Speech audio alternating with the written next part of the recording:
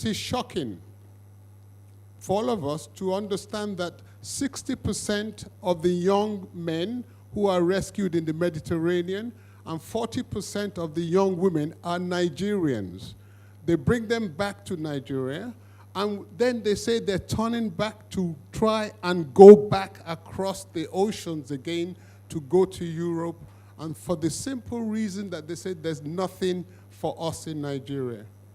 If we're going to fix this broken gas-to-power value chain, there has to be a fundamental and non-political review of the electricity tariff, which everybody has admitted is too low. And because the price we pay for electricity is too low, that price is not enough to sustain the entire value chain. If the entire value chain is not economic, who is going to bring in additional capital investment to invest in generating systems, to invest in transmission systems, to revamp the broken infrastructures of the disco? We have issues of lack of sanctity of contracts in the gas-to-power value chain. As I sit here, gas producers are owed billions of naira for gas they have supplied, but they're not getting paid. And yet we're still expected to keep on supplying the gas. I don't know how many of you would continue to sell your product to somebody who's not paying you. But we in the gas-to-power industry, we're compelled to keep on supplying gas because it's deemed to be economic sabotage if you stop supplying the gas. We need to also improve infrastructure because there's a huge deficit in gas distribution infrastructure in Nigeria to get the molecules from where they're produced and treated to the generating companies and to other consumers. As Demola has said, we need to be spending tens of billions of dollars annually to ramp up production in Nigeria of gas. But if you're ramping up production, it means that you also have to then be able to transport it and distribute it.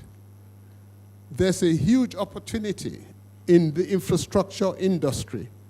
And an infrastructure development is a long-term development. You're not talking about 5 years, you're talking 10, 20, 30 years.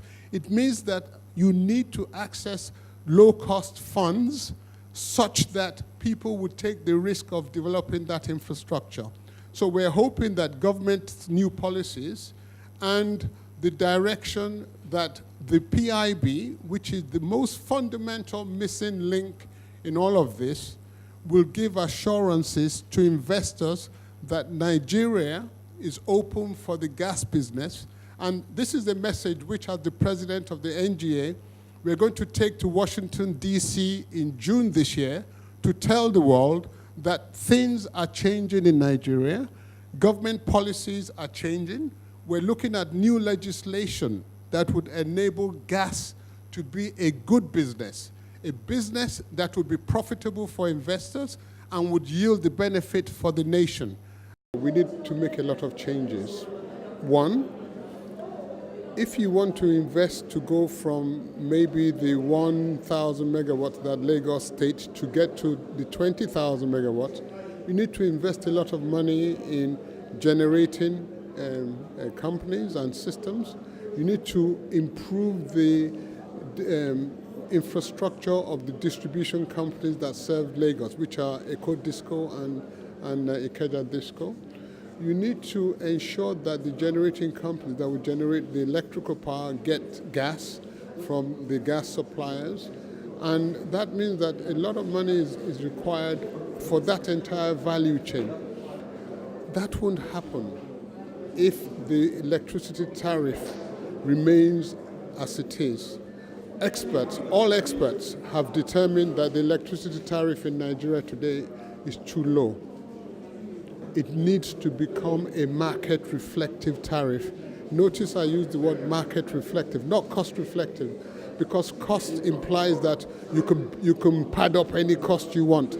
and people are expected to pay it. No, I'm talking about a competitive cost structure, which is market determined, that would allow a proper and reasonable electricity tariff that will then ensure that the electricity value chain is sustainable for all the participants. So pricing is a major issue. The second thing is that we, the consumers, we need to change our behavior. A study was done in the so-called highbrow area of Ikoyi, Banana Island, and VI. And guess what? Even residents in those areas are stealing power, which they're taking power, they're bypassing meters, and they're not paying for it. So there are so many issues to be fixed, in this gas power value chain. And if they're not fixed, then certainly we won't be able to have the kind of investment in power that we need. There are other means of helping to bridge the power deficit. You can go solar. For instance, I have installed a solar system in my house. Why?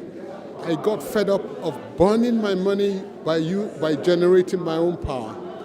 Every time you generate your own power, whether it is a 40 kVA diesel generator or I pass my neighbor's small petrol generator, you are spending 3 times more than if, let's say, you paid the proper market price for electricity, okay?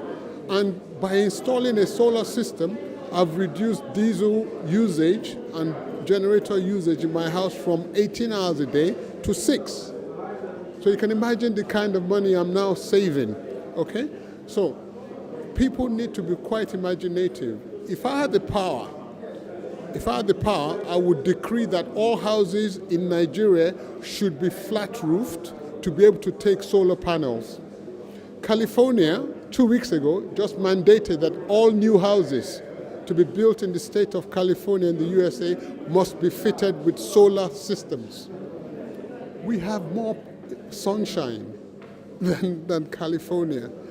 Nigeria needs to, in addition, of course, to generating baseload power, which must come from gas or coal or hydro, okay, needs to adopt and embrace alternative energy. And solar is the easiest and easily scalable one of all of those things.